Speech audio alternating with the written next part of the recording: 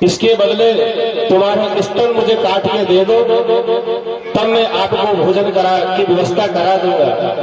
उस ब्राह्मणी ने अपने स्तन काट के उस दुकानदार को दे दिए और भोजन का सामान लेके आई, भोजन बनाने लगी। भोजन बनाते बनाते रक्त ज्यादा निकल गया, इस कारण से मूर्छित अवस्था में गिर गई। उसी समय जैसे ही भगवान को पता चला, भगवान ने उनके मस्तक पर हाथ फेरा, वो पूर्णतः स्वस्थ हो गई। भगवान ने अपने रूप में दर्शन दिया, कहा देवी तुम्हारा जो दृष्टि का जो नियम है, तुम्हारा जो भाव है ब्राह्मण और संतों के प्रति, मैं देवी उससे प्रसन्न हूं। बोलो क्या वरदान मांगती हो? उस ब्राह्मण ने कहा महाराज जब कंस के भिजवा देती है। उन्होंने गोपियों को खूब समझाया, मैंने जो दिया है उसका कारण पोषण पहले शुद्ध करो और उसके बाद में किसी राजा को समर्पित करो।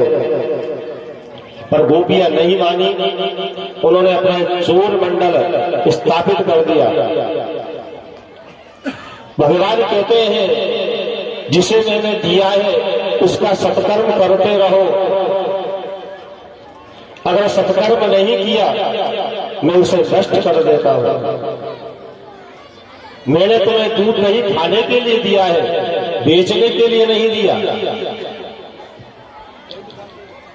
सुखदेव मुनि वर्णन कर रहे हैं, राजा एक चोर मंडली स्थापित कर दी, उनके अध्यक्ष बन गए भगवान श्री कृष्ण। अब तो गांव में घूमना, ये देखना कि कौन सी गोपी कंस के यह सबसे ज्यादा माखन बेचती है, उसी के घर में धावा बोलना चाहिए।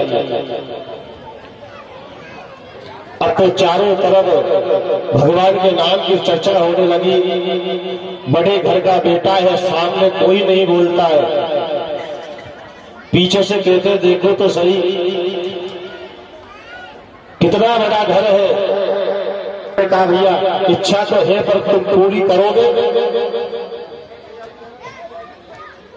वो सिपाहियों ने कहा बोल तो सही, क्या चाहिए? कुछ खाने के लिए चाहिए, कुछ पहनने के लिए चाहिए, क्या चाहिए? वो चोर ने कहा ना तो खाने के लिए चाहिए ना पहनने के लिए चाहिए, मैं एक बार मेरी मां से मिलना चाहता हूं। सिपाही उसके घर गए, उसकी मां से कहा तुम्हारे बेटे को फांसी होने वाली है, मगर तुमको याद कर रहा है, वो तुमसे मिलना चाहता है। मां ने जैसे सुना वो दौड़ती दौड़ती आई, वो बालक के सामने आके खड़ी हुई। उसी समय बालक ने मां की नाक पकड़ी और चाकू से काट दी। लोगों ने कहा भैया तूने ये किया, तुम मां से मिलने के लिए आया है, उसकी नाक काटी। उन्होंने कहा मैंने ये दंड दिया है, जिस दिन मैंने पेंसिल चुराई थी, अगर ये उस दिन मुझे डांट देती, उस दिन मुझे मारती, फटकारती। ये दिखा रहे हैं कि बचपन से अगर संस्कार बनाओगे तो आगे जाके तुम्हारा बेटा नाक कमाएगा। वृंदावन बिहारी लाल की जय। सुखदेव मुनि वर्णन कर रहे राजा आगे, अगर यह कोई आ जाए उसे भगा देगा। कन्हैया ने अंदर प्रवेश किया और कहने लगे भैया ये दरवाजे कैसे खुले रखे हैं? अगर कोई चोर अगर अंदर आ गया तो सब माल ले जाएगा। भैया तुझे तो दिखता भी नहीं है। जैसे ही कन्हैया की आवाज सुनी वो आशीर्वाद देने लगी, बेटा तेरे जैसा तो बेटा होना अति आवश्यक है। तू अपने परिवार का तो कितना ध्यान रखता है।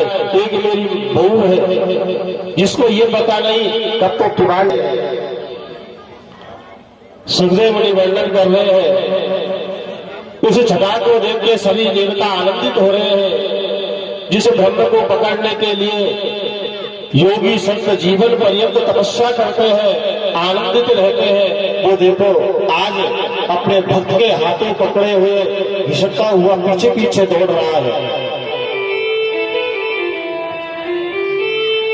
आगे जैसे ही गांव में प्रवेश किया तो चौपाल पे कुछ बड़े बूढ़े लोग बैठे हुए थे। वृंदावन बिहारी लाल की जय जय श्री राधेश। आगे चौपाल पे कुछ लोग बैठे हुए थे, उन लोगों को देख के लीलावती ने लाज की। लाज करते हुए जैसे ही आगे निकली, भगवान समझ गए आज तो नंबर आएगा, ये छोड़ नहीं रही है, क्या करना चाहिए। उसी समय भगवान ने कहा, अरे लीलावती, तेने मुझे पकड़ तो लिया, अब तो मुझे घर भी लेके जाएगी। मैं तेरे साथ में चल रहा हूं, पर देख मेरा एक हाथ पकड़ते पकड़ते बहुत देर हो गई है। मैं दुबला पतला हूं, मेरा यह हाथ दर्द करने लग गया। ऐसा कर, ये मेरा अल्लाह करते हैं। मैया ने क्या किया, भगवान को पकड़ा।